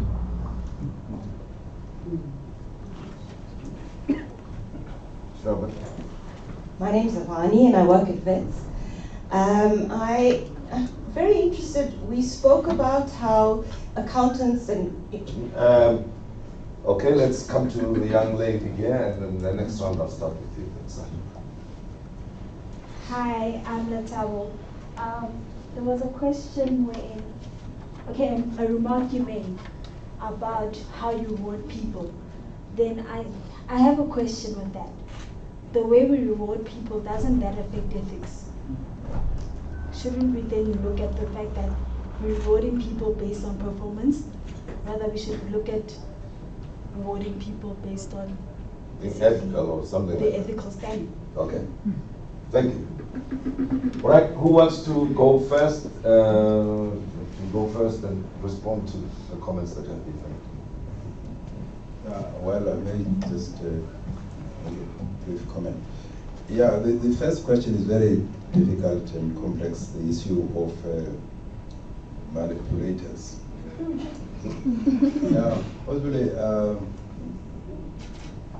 I think there's, for me, it's clear that there must be clear consequences, quick and just, and make it clear that crime, theft doesn't pay. So I understand the complexities of that, but that cannot be the only thing that we do. Secondly, continue to build our institutions and learn from the lessons, especially the public commission. Learn from these lessons and so on, and what are the weaknesses in identifying and making sure that we employ people with integrity and competencies, and the processes really protect them. And so there is no other way. And thirdly, we have to work, we as universities and professions, in the way that we train our people and make sure that these principles and values are in their DNA and so on. So really, let's have a longer plan of working on all those things. You're paid by the public instead of the client. This has been on the debate, on the table. In professional settings, when really big audit failures occur, this thing does come up. But it has not advanced because of practicalities, just exactly how do you get it happen. But really something that we have talked about and so on, that there's a conflict in you as an auditor being paid by the client. So it's early days. There are complications, practicalities. I'm not going to go into that, but really it's something that's reward. Yes, I agree. That the reward thing, we are not getting it right. Because the point that I was trying to highlight is that the tendency in all commercial enterprises is that you are rewarded primarily for revenue and for profits that you bring in. Productivity, contributing to the commercial success of the venture. Then that becomes the primary dominant thing. The instruments for really rewarding appropriately quality and integrity are not as developed because possibly the pressures have not been that great in terms of how do you make sure that there's a proper balance in your reward structure between that. It still tends to be dominated. Yet when things are bad, I'm sure most organizations will say from this point onwards, we'll put a higher weight on integrity and quality. But when good times come and the rainmakers come up with more revenues and so on, and good times come, you revert back to the old system. That's what has happened in the banking sector, for instance. There were times when everybody was saying they must have higher capital provisions and so on, and then when things were not so bad, you find those things being reversed. So this is something that we must work on, and this is the opportune time for us in South Africa, that the issues of integrity and actually loss of public confidence in our profession are high. We should really get this balance right. Thank you. Well, Tim, just first, before I respond to the others, Freeman did ask a question about why it took 8 years, your 8 times to remove JZ as president. Well, Freeman was a bit philosophical about how he answers that. To me, it's quite simple. There seems to be an agreement on governance strategy. So there are 10 years of ET. So Jay said when he thought those people were supporting him, when they say, what are we going to be without Tumilimo president? They were not talking about him, they were talking about themselves. Because they wanted him to stay so that they can continue to be ministers and continue to be in key positions so that they can eat. So we need to break this 10-year cycle of a particular president to deal with. And I agree with you, my brother. This is a question that I'm asked several times by public servants team. And even DGs, they say, yes, I was given this instruction, Mr. Chairperson, I don't want to carry it out, but I know I will be out of a job, and I have kids at university and so on. And what am I going to do?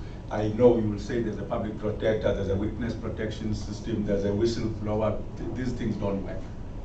I accept that. That's why then, my brother, I agree with you and Joshua to say part of being an ethical leadership is being courageous. You've got to stand up for the principles, you've got to sacrifice. Nelson Mandela, because of the principles, stayed for 27 years. Sobukwe died at 54. Steve Biko died at 30 years because they were standing on principles. So to a certain extent, you must be courageous and principled. Just a quick one, sorry. Yes. Somebody said to me, who has been exposed to what you've just spoken about, said they were told that their children, their family, will eat principles. Said, you can continue with your principles, but sooner or later you'll be sitting there at the dining table, staring at an empty plate, telling your children that they must eat the principles that they see them. No, that's the truth of the matter. That's why I'm saying it's a question of choice, being courageous. It is a matter of principle and choice, because that's what I've asked. I mean, I've addressed churches, and I was addressing the Methodist Church, and I was saying that if we say in this country 80% are Christians, and therefore, where do these Christians work? Who actually steals in government? Because then it means that the Christians are not coming to government, are not working there. Where do they work? Who actually steals? Thanks, Tim. I will Cleo. I agree that for any person who's going to undertake an endeavor that is dangerous, that person has got to be bold and courageous. But also, because of that need to be bold and dangerous, it makes it less, sorry, to be bold and courageous. Because of the dangers associated with driving such change, it then makes it less likely that most people will take that step. Yes. So then what?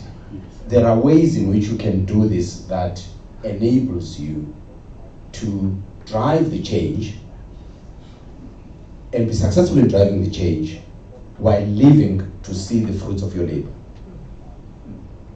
And I'm gonna really run through these things quickly.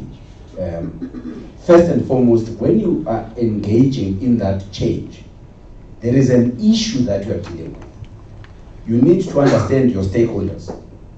When we were activists, we used to call it the balance of forces. You need to understand the balance of forces. You need to understand your stakeholders. For all of them, you need to know what stake do they have in the issue. What is it? What are they likely to, what outcome are they looking for? What stake do they have? How will it affect them? The resolution of this issue, how will it affect them? And what outcome are they looking for? What is their commitment, level of engagement? Are they committed to the issue? And the organization, if there's an organization associated, and the degree of power and influence. It's important to understand these things, because if you do it alone, you will know who to trust, who to bring along, who to work with, and to the extent that a person has got power and influence, in some things you are not necessarily the right person to carry the message. So you may need somebody to carry your message for you. And therefore, if somebody has got power and influence, you may use that person to get to the people that have got certain leverage in the system so that you can make the change that you need to make. And then the next 4 things that you need to think about for each of the stakeholders is what is important to them. What commitments do they already have? Those commitments will make it difficult for them to support you. Or it will make it easier for them to support your initiative. Do they have any obligations to somebody else, loyalties that they have to others? Do they have long-standing relationships with other people? Which relationships you could use to your benefit in driving the changes? And who is going to lose if I make this change? Who is going to lose? That person who's going to lose is going to be the person that's going to resist the most. Typically, an example, one of the suburbs north of Johannesburg, they were trying to, it's a golf estate, they were trying to have a coffee shop, and they agree as a community within the estate that they'll have the coffee shop. And then when it came to the point where the coffee shop has got to be located at a specific point, the person who lives close to that open land said, no, I agree to the coffee shop, but not in my backyard. So the not in my backyard, the NIBS people are important. So the losses that people are going to incur, it could be reputation.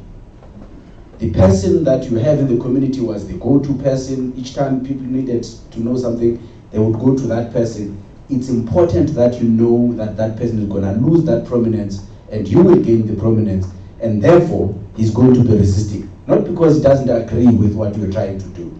So it's important to know that, and the hidden alliances. Are there shared interests? Are there people that come from the same church, they grew up in the same neighborhood, and so on?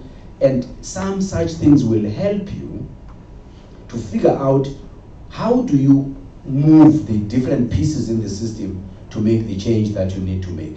But leadership, by very nature, is manipulative. If you're trying to drive a program, and you're trying to drive this program with other people involved, you're going to be trying to make sure those people do what is your bidding. So it's manipulative in nature. We shouldn't run away from that.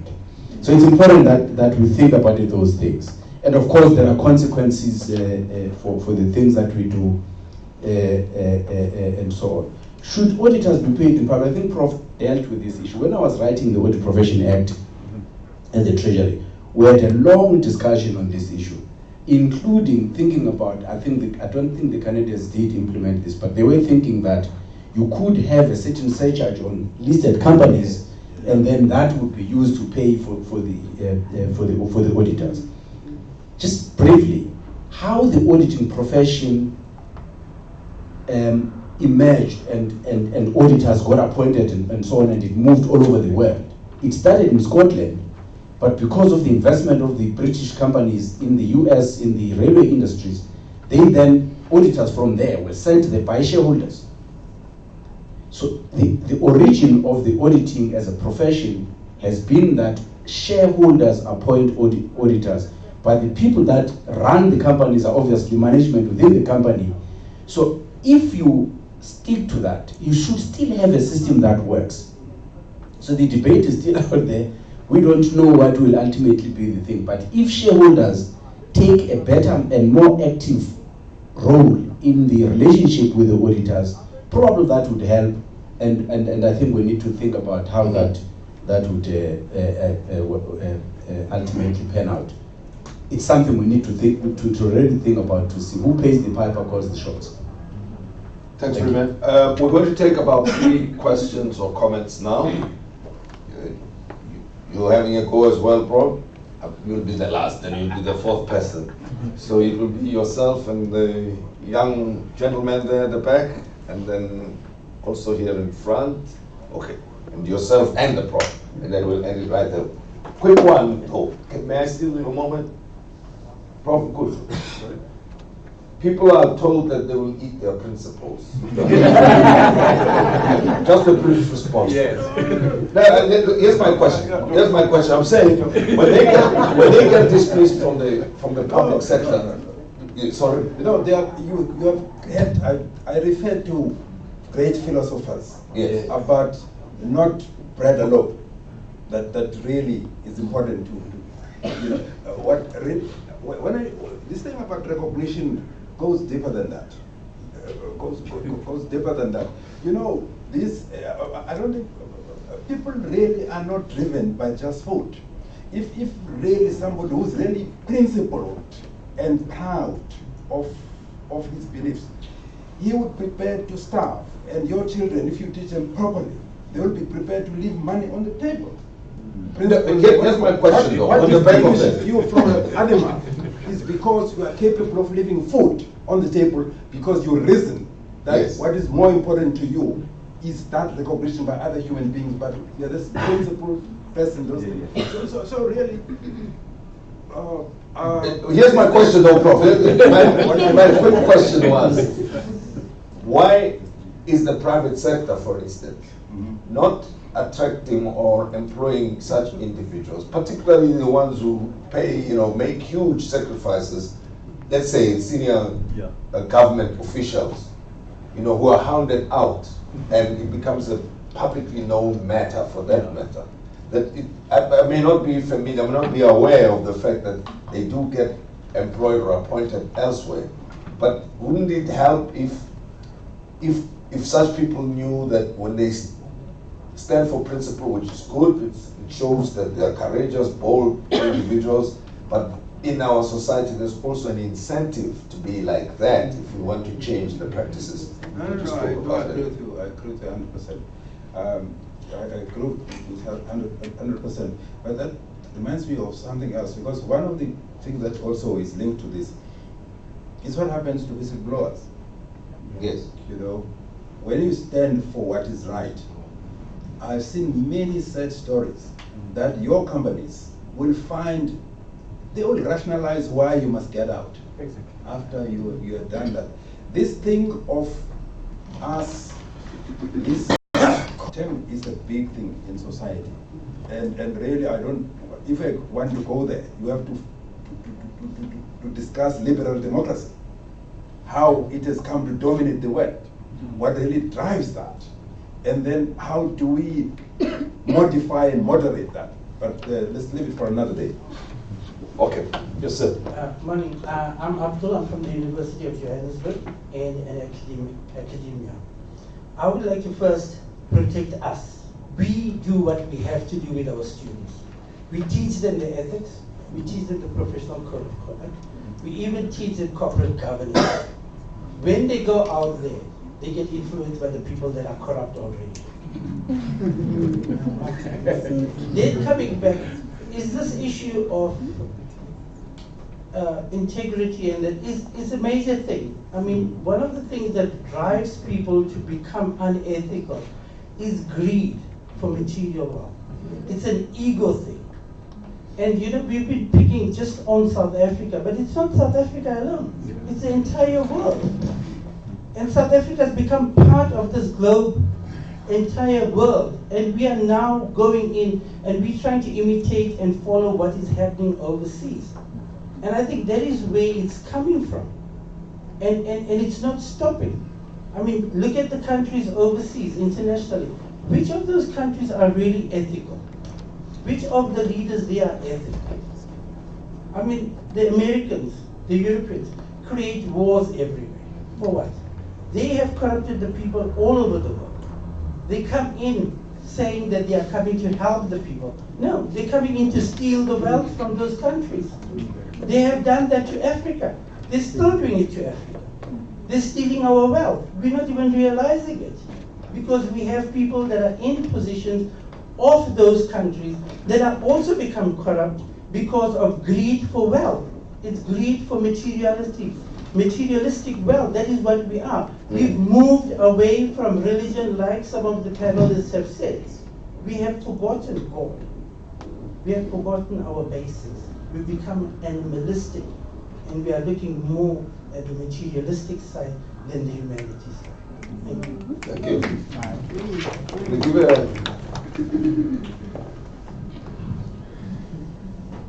I can just speak. Yeah, we need to. Good morning, panelists, School of Accountancy, ladies and gentlemen. My name is Carl.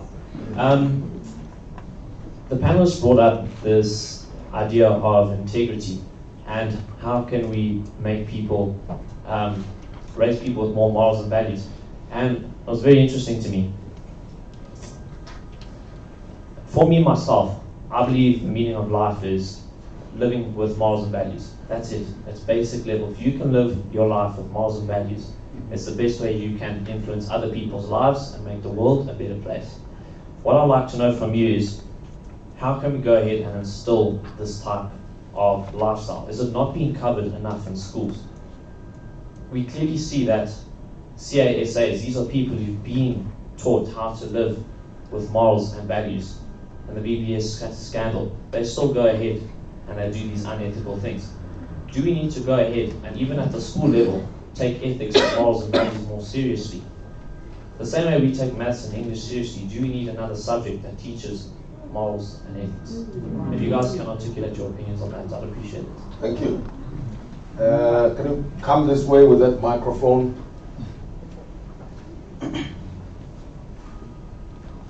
Thank you.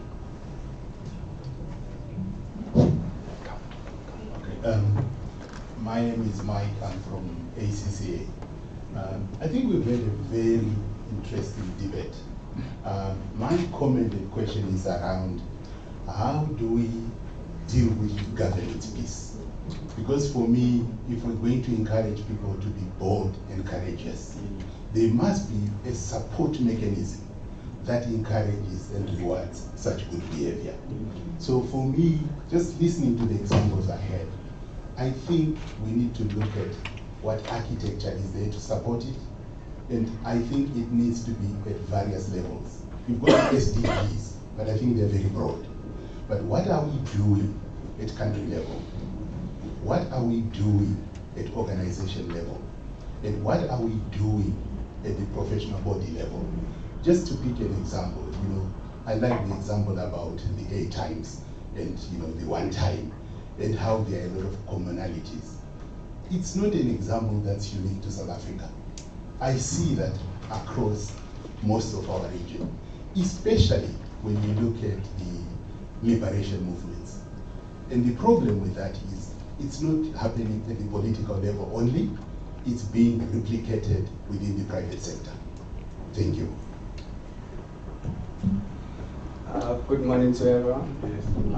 My name is Kai, I'm from UK. My question goes to the advocate. I heard that SAA is being privatized. My question is, since all the government institutions are being privatized, it's just because of you people who are in the government sector, are you failing or to manage, or it's because you don't have those ethics that can benefit the South African people?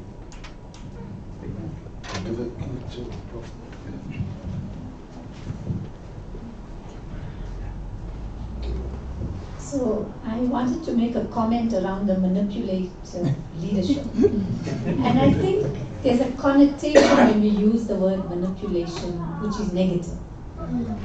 In my own experience, I think you can manipulate positively as well. So I think if we use the word manipulative leadership, but if it's someone in power who can use that power and authority to move things forward, personally, I think that could be a good thing. But I think from all the experiences we've had, it's automatic that we have this perception that manipulation means you're trying to do something bad or you're trying to steal. So that was just a comment. Then my question really to the panel is that we've had a really interesting discussion about the issues and the philosophies and all of that. On the ground, what are the 1 or 2 things? So Fredman mentioned that before we act, we should really dig deep and think it through. But I think we're running out of time in terms of having too much more time to try and figure it out. So if the panel had to give 1 or 2, if I could use the word quick fixes in the interim, what would they think that could be? Coming off question. If we can feel advocate, yes. SAA first, I think. you want me Yeah, to also make my closing remarks? No. Just respond to that question because it was directed at you specifically. Oh, well, really, it's very difficult to answer on behalf of government because I don't know whether they are coming or going. You see, the problem we have is that we are in a system of, we still continue with the Mandela system of cooperative government, where big business, labor, and government think they can take all the right decisions. And then we've got a ruling party that is with labor, with also the Communist Party, and then the African National Congress. And so I don't know if they intend to privatize or not, because again we're losing. I think people can hear me here because I've taught, so I usually talk without a mic. Unfortunately, then we are recording. Yeah. So really I can't answer because I don't know if government will privatize or not privatize SAA, but I've heard that they have offered to take some equity partners to deal with it. But I must say that I must admit, because I'm also here at a university place, that the education system that we have does not prepare our students for a career in government. It does not necessarily mean because you have an LLB, you can draft legislation. Because you have economics, you can deal with that in government. So we are still needing, with the School of Government, to do this bridging so that they can prepare. So to a certain extent, it is true that the students we employ or the people who are coming from university are not fit for purpose, and therefore are not necessarily capable of implementing the programs and policies of government, despite the fact that government policies are there. That's why I'm always surprised when people say government has a good policy. The only test of a good policy is if it's implemented. If you can't implement it, you can't know it's a good policy. And we need therefore those skills to deal with that. So the theme of SAA is still up for grabs. Okay, and Prof, if you could comment to the first two questions that we had. Okay, you prepared your response to specific ones. Go ahead. Yes. The microphone, please. I think it relates to the first two students, are taught properly ethics at university. They get corrupted outside. Instill integrity in the teaching. That is true, but really, as society, as South Africa, we are faced with peculiar situation in terms of what things that are important to us to succeed as a people and be able to get the things that we want to address, whether it's poverty, inequality, and so on. And those things want us to behave in a certain way in terms of how we carry ourselves, whether in office or in public office, and so on. So I would say that, first possibly the universities and departments of accounting and auditing, much as they may be doing excellent work, given what the country has gone through, it's time to dig deep and ask those questions again. I think all of us have to do much more. No one must just be complacent and say that we are doing our part. The teaching of ethics is not enough. It's how we are role models in every respect, in a holistic way, in terms and that environment, and question, unethical conduct, even on small things and so on. I think we have to dig deeper as society. Then we come to the training. The training, I agree. The training at the major firms, much more has to be done. It can't be just about IFRS 1, IFRS 9. It can't be ISA, what, international auditing standards, that and that. its judgment, its skepticism, its moral courage to stand what is right, and so on above that? Are we doing enough of that? No. As role models, of course, as engagement partners, as chief executives of audit firms, not enough. We are not challenging each other as we should. So really, I'm just saying that, and this possibly, Tim, on this comment that these things come from overseas, from other countries. There are also good things that come from overseas. The Anglo-Saxon world that is so profit, focused. Look at good things that have happened in countries like Denmark and other countries in Europe, where there is really extreme sacrifices have been made for the good of the ordinary people who are not so successful in life. Why don't we learn from those things? It's not true that all bad things come from there, but possibly the power of television or on television portraying the American and UK way of doing things may be so dominant that it becomes the standard. Whereas there are good countries that have done very good things, taking care of their poor and making sure these inequality, extremes in inequality are managed and so on. So possibly I'll just stop there. But really, Tim, possibly just to end, I said on my side, I know that people think that they're short quick fixes, but I don't think there's magic here. This thing of consequences, thieves must go to jail. Yes. Criminals must go to jail. And you must make sure that happens quickly. Strengthen institutions. Learn from these lessons what steps we need to take to strengthen those institutions, including SICA, including ARBA, including those institutions. Education and training at our institutions. Take these lessons and really incorporate them in what you do. And then we will move. From each crisis, we must make sure that we emerge better. Set high standards for ourselves as a country. So, thank you very much. Okay.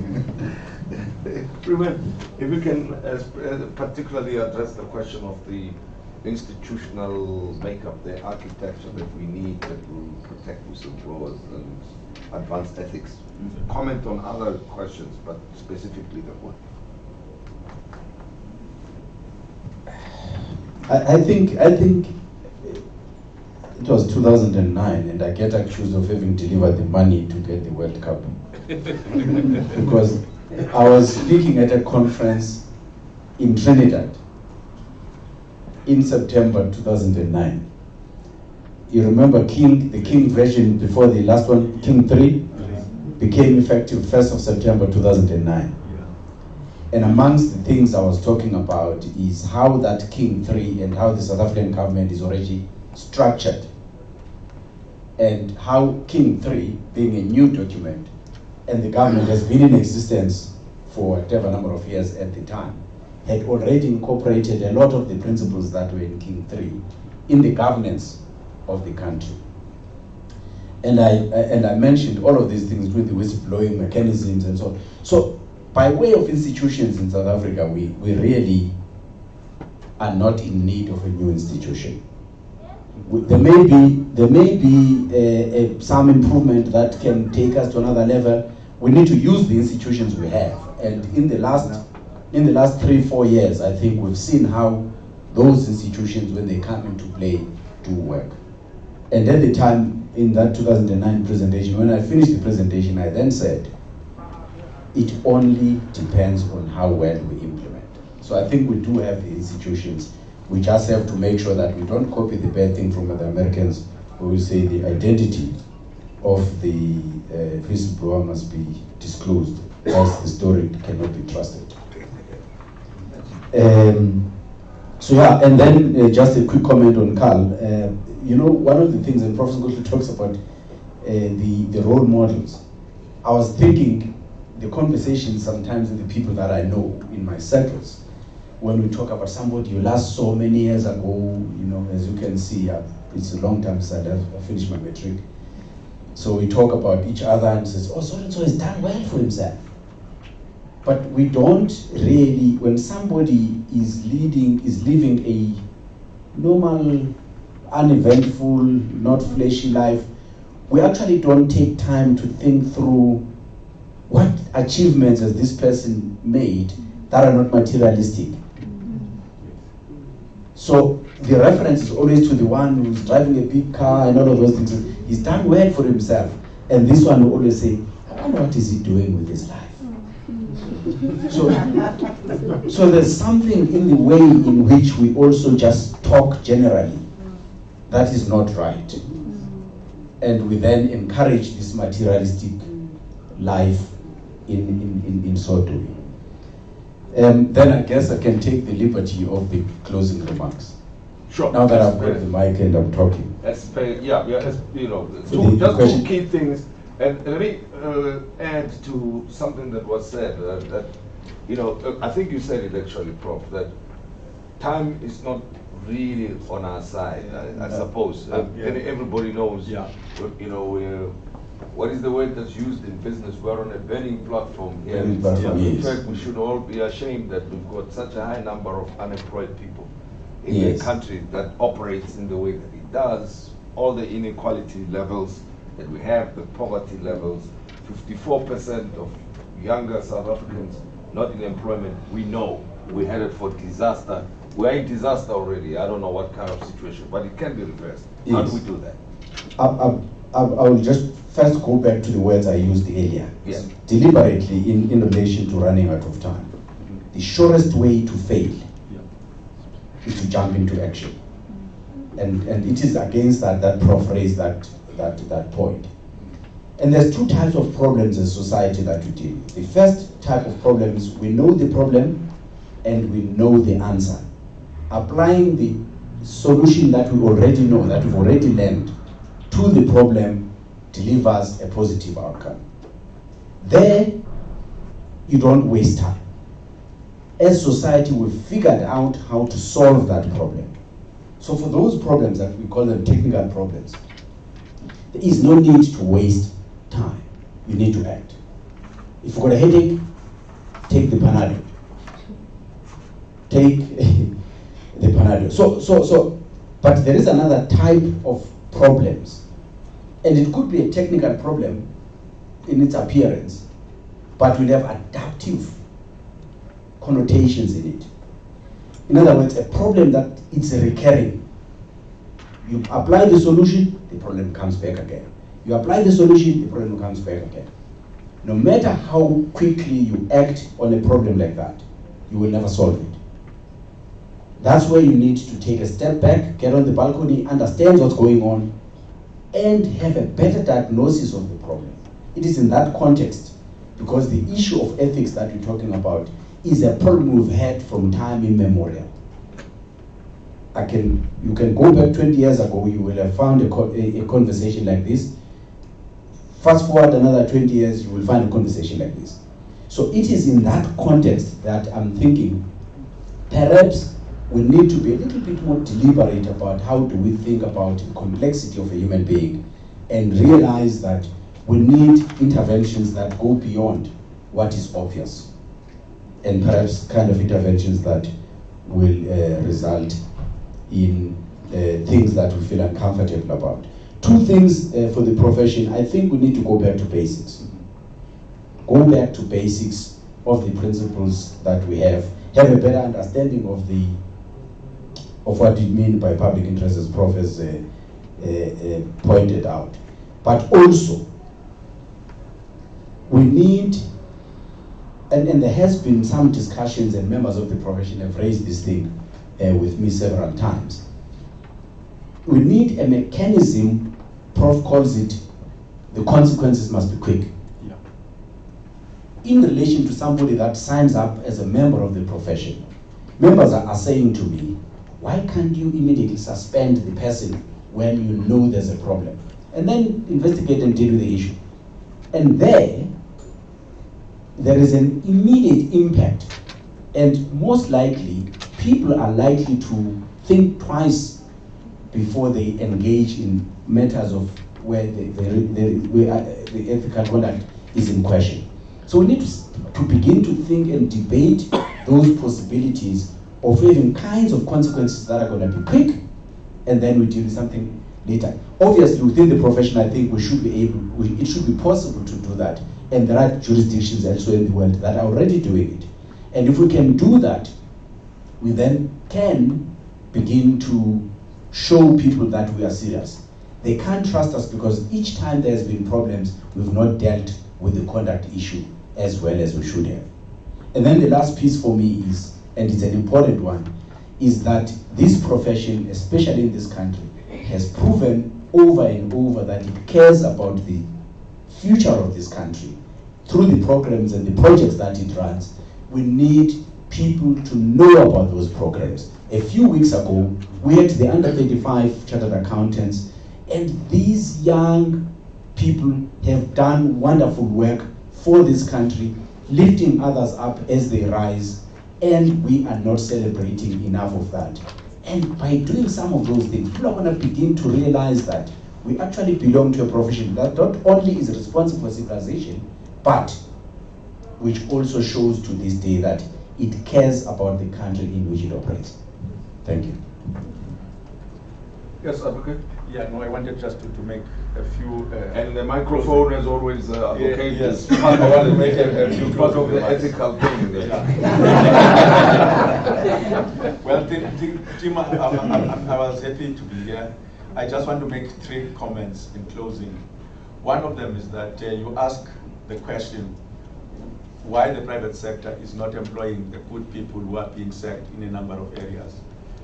The private sector largely, I must say, is interested in what we call in government job leave. I give them enough contracts and tenders. Then they create a post for me when I leave government, which will be government relations, which is a very racist position that they create. So it's one of the things that the private sector should stop, corrupting officials and getting tenders to create jobs for them. The second point I wanted to make was that corruption and ethics and unethical behavior knows no race, no class. And you must tell your colleagues, team in the media, that to a certain extent, the way they have been publishing stories on corruption and so on has had a race bias. If you see how they do when they deal with Africans and blacks, and as they do with big and white companies. I mean, when you saw the Steinhoff thing, how they were doing about, they were always, even Marcus Joste, they were actually praising him. Financial wizardry, what a boy key.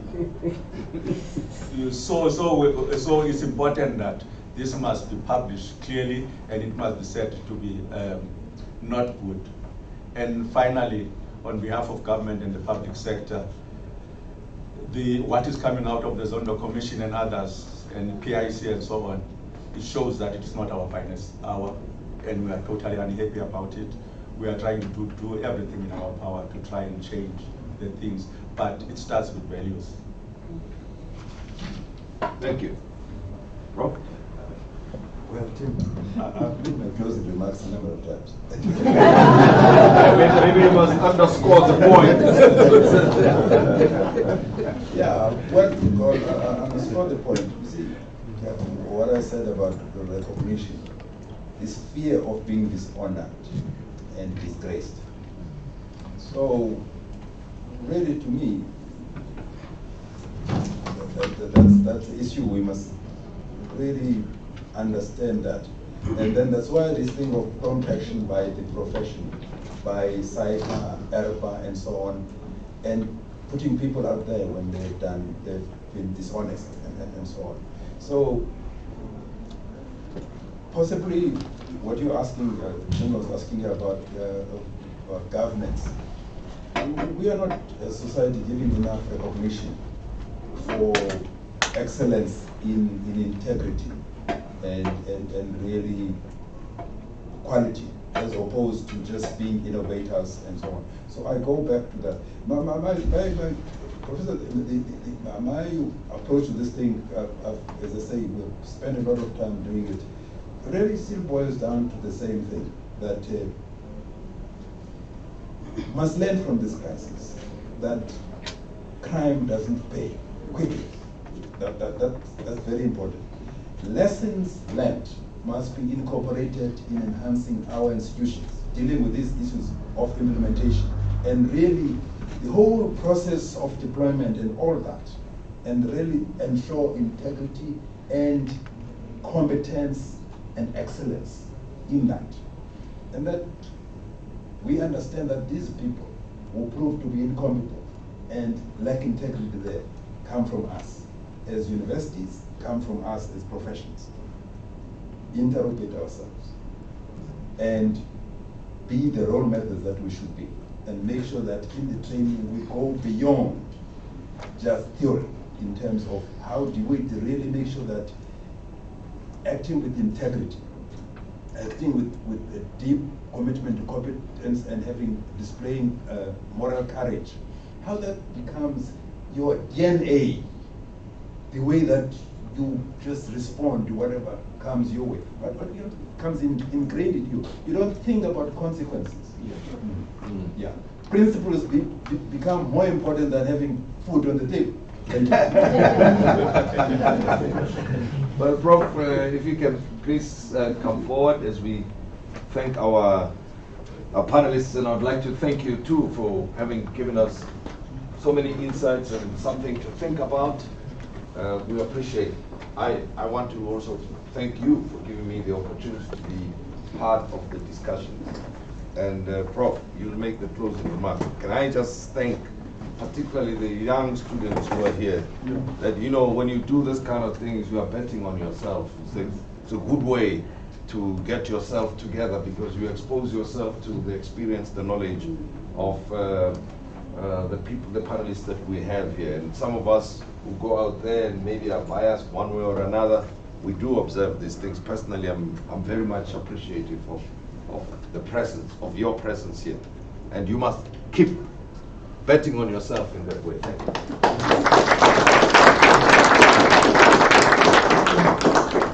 So I'm going to call upon Mike Gora from ACCA to do a very short and quick thank you.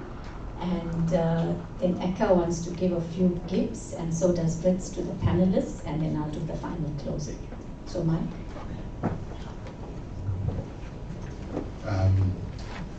Thank you, Prof. I really would like to also echo my thanks to our panelists. I think you shared very, very interesting insights. For me, I think I learned a lot around how ethics is a much bigger debate, how we need to think very closely about what public interest means, and we need to make sure that it's as broad as possible. And I liked the discussion around what anchors it. What is it that we should be proud of? And I think it's a challenge not just to the accounting profession. For me, I think it's a shared challenge. I like the example around how probably some of the professions, although you singled out accountants and lawyers, are probably facilitating. I think we need to get a bit of introspection as professionals. What is our role? And I like the quote around, we must do no harm. So I'll keep it brief. I think my main role should be to thank our partners, Wits, School of Accounting, for hosting us and making sure that this is as interactive as possible. So Ray, I would like you to come forward so that we give a few tokens of appreciation to the panelists. So if I can invite Prof to come forward.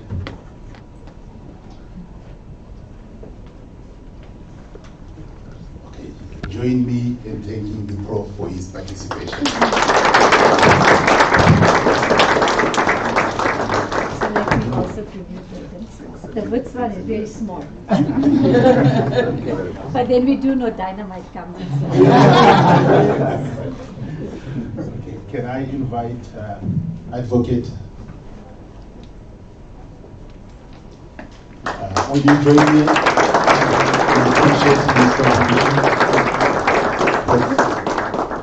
Sorry. Dynamite.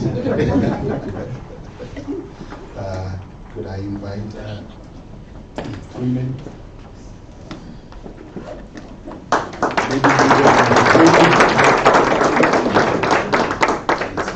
Professor. Thank you. And last but by no means least, Chief, will you come forward?